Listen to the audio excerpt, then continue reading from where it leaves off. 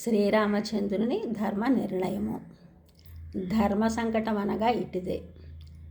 కౌసల్య చెప్పినట్టు తల్లి మాటకు కూడా అతిక్రమించరానిదే. ఆమె ఆజ్ఞను పాలించి రాముడు అయోధ్యలోనే ఉన్నచో తండ్రి కైకేయికి ఇచ్చిన వరం అసత్యమగును. తండ్రి మాట కొరకు అడవులకు పోయినచో ఆ దుఃఖం చేత కౌసల్య మరణించినచో ఆ పాపము రామునకు సంక్రమించునని ఆమె స్పష్టముగా చెప్పుచున్నది. ఇది ధర్మజ్ఞులకు పెద్ద పరీక్ష. ధర్మ నిర్ణయం కూడా అప్పటికప్పుడే చేయవలసి ఉంది.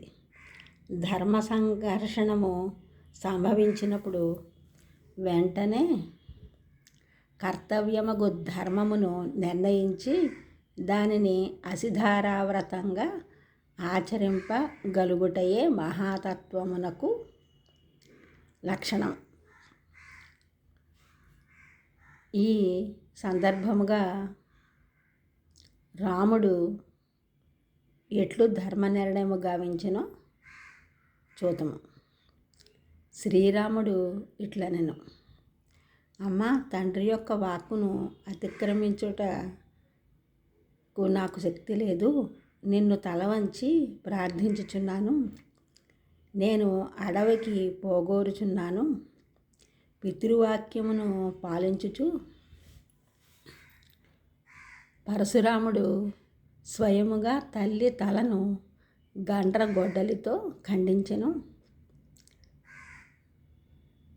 దేవసమానులైన అనేకులు ఈ విధముగా తండ్రి ఆజ్ఞను నిర్వర్తించిరి.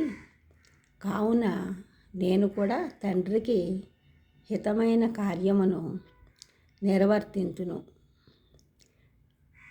అని శ్రీరాముడు చెప్పాడు.